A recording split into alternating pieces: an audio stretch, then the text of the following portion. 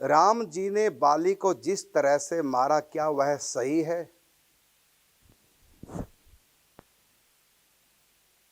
हमारी मिलिट्री दुश्मनों को जिस तरह से मारती है, क्या वो सही है? मेरा प्रश्न आपसे है।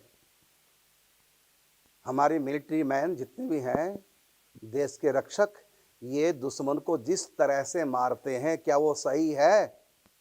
मेरा प्रश्न है। कैसे मारते हैं? छुप करके वार करते हैं। ये युद्ध है। युद्ध अनेक प्रकार से किया जाता है। परिस्थिति को देख करके युद्ध के नियम बदल जाते हैं। दुश्मन को देख करके युद्ध के नियम बदल जाते हैं। महाभारत भी युद्ध हुआ, लंका कांड भी युद्ध हुआ, देख दोनों के रूल अलग अलग थे।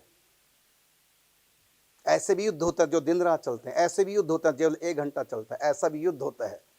अलग अलग प्रकार युद्ध के हैं, उनके नियम होते हैं। तो देखा जाता है कि किस प्रकार से जितना दुश्मन क्या करता है। अब देखिए, निहत्थे पर वार करना महाभारत का नियम है, निहत्थे पे वार करना मना है। लेकिन जब कर्ण को मारा अर्जुन ने, श्री कृष्ण ने कहा था करो वार निहत्थे पर। यह भी एक नियम है, कांटे से कांटा निकलता है। तो ये आवश्यक नहीं है। युद्ध के बहुत तरह के नियम हैं। तो एक ये भी नियम युद्ध का है कि छिप करके वार करो, ये भी एक नियम है। अब कहां पर छिप के वार करना, कहां सन्मुख जाके? तो राम जी छिप करके वार करें बाली पे, रावण के ऊपर वार किए, वहां तो छिपे नहीं राम जी। वहां क्यों नहीं छिपे? वहां का अलग रूल है, यहां का अलग रूल। क्यों नहीं छिपे? क्योंकि बाली ने वरदान मांग रखा था कि जो भी मेरे सामने आए उसकी आदि शक्ति मुझ में आ जाए।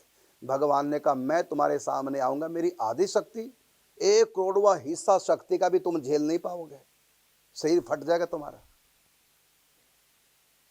लेकिन मैं तुमको वीर गति देना चाहता हूं, अपने बाण से मारना चाहता हूं,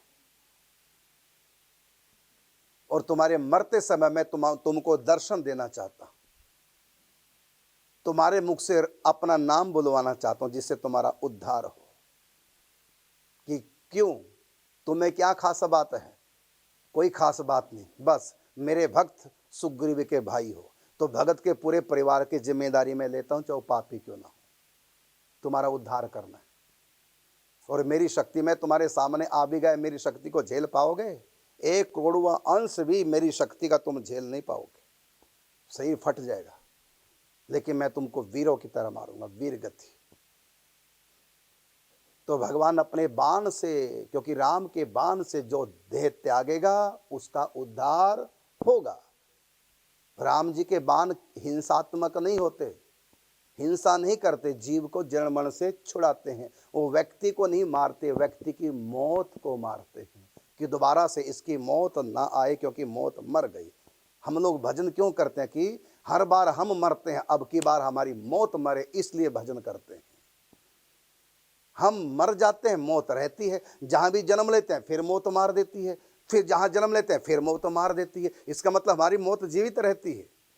भगवान कहते हैं मेरे बाण से जो मरता है वो नहीं मरता, उसकी मौत मरती है, और वो सदा के लिए अजर अमर लाइफ को प्राप्त कर जाता है, मेरे धाम में अमर जीवन प्राप्त करेगा। ये मेरे बाण की विशेषता, ये भगवान की कृपा है जो भगवान ने अपने बाण से मारा। यदि भगवान उनके सामने चले जाते, उनका सिर फट जाता, धुआं उठ जाता उनके शरीर का। इतना आसान नहीं। राधे बाबा ने भगवान श्री कृष्ण से कहा कि मैं इसी शरीर में सखी भाव को पूर्णतः प्राप्त करना चाहता हूं। भगवान ने कहा झेल पाओगे? सखी भाव को प्रत्यक्ष में क्या झेल पाओगे? तब भगवान श्री कृष्ण ने अपनी शक्ति की आराधना कराई, त्रिपुर महासुंदरी की आराधना पूजा से राधे बाबा ने की, तब वो पावर मिली। तो कैसे सहन किया फिर उस भाव को? शक्ति से भगवान की। तो हर व्यक्ति सखी भाव नहीं झेल पाते, और भगवत भाव को झेल लोगे? राम जी की शक्ति को आधा वरदान किया कि आदि शक्ति मेरे पास आ जाए। राम की आदि शक्ति, परशुराम जी के भीतर भगवान की शक्ति का करोड़वां हिस्सा गया था। इतनी कम हिस्सा गया था शक्ति का। और देखो पूरी पृथ्वी भर के अभिमानी क्षत्रियों को एक ही परशुराम ने जीत लिया, सबको मार दिया। ये पावर किसकी थी? क्या राम जी की आधी पावर थी? वो करोड़वा हिस्सा था, इतनी कम पावर। और क्या दिखाया परशुराम ने? और राम जी की पूरी पावर क्या है? भृगुटी विलास सृष्टि लय हुई। भृगुटी टेढ़ी कर दे तो पूरी सृष्टि में तबाही मच जाए, ऐसी शक्ति है राम में। और राम जी सामने जाएंगे युद्ध करने तो आदि शक्ति उधर झेल लेगा वो। तो उसने वरदान ही ऐसा मांगा, इसलिए भगवान ने क्या किया? छिप करके वार किया। राम जी के बाण से कोई तड़फ नहीं सकता, तुरंत मर जाता है। लेकिन इनको मारा नहीं, क्यों? कृपा करनी है। मृत्यु के समय मैं इनके पास जाऊंगा, इनको दर्शन दूंगा, मेरा नाम लेते से ही छोड़ेंगे, सदा के लिए जन्म मरण के बंधन से छूटेंगे।